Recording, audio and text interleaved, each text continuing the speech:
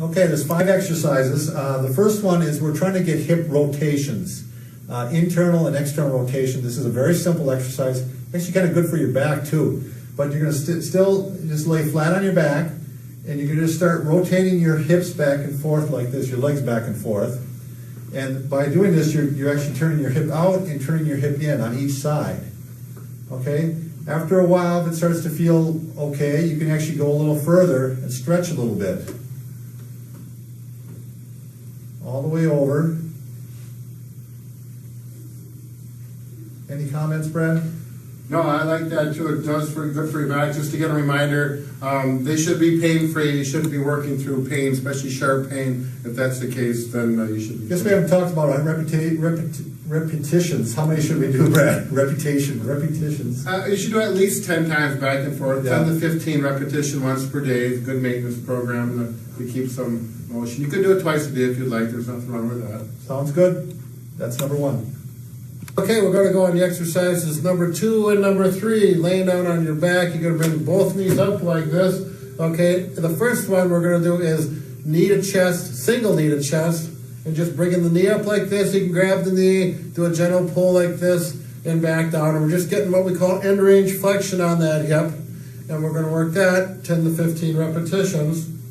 Okay, make sure you do both legs. Always important to do both sides. Don't forget one or you start walking around in circles. That's my PT joke. Okay, anything on that one, Bob? No, that's simple. As simple as that. Good. The next one we call straight leg raisers. Very common exercise. Okay, make sure one knee is up and down like this. Now, this is a leg we're going to exercise.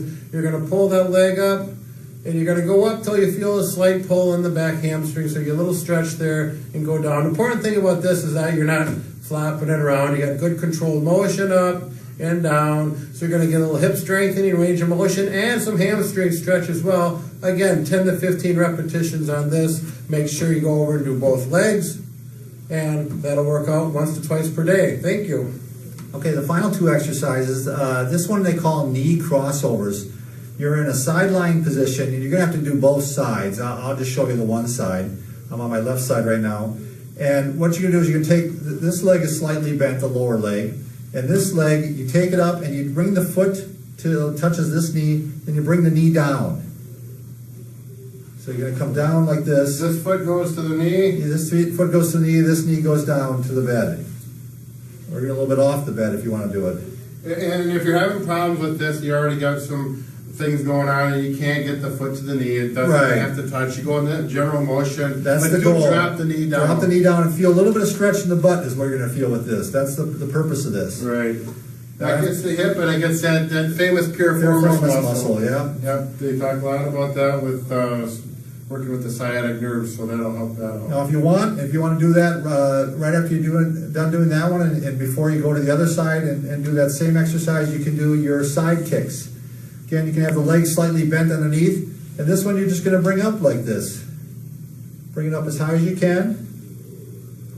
Oh, I can actually feel that, Brad. Oh yeah, well, I got a long leg. Yeah, this you do have a long leg. So so he's doing this, and one thing about this one or doing these, you can do them on your bed. Probably a little better is to do it, on a carpeted floor, but getting down on the floor can be real troublesome for some people if you got arthritis. So stick to your bed. There's nothing wrong with that. Get a slow.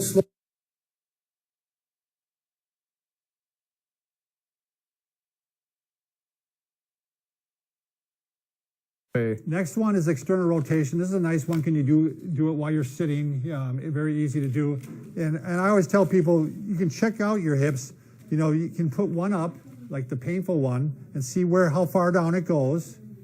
This is external rotation. And then compare it to the other one. And if that one goes down a lot further, now you can kind of see how far you have to stretch it. As a matter of fact, we can see on Bob, his right hip is tighter than his left. It actually is a little tighter. Yeah. So again, you can just put your hands on here, pressure on, pressure off. Right. Pressure on, pressure off.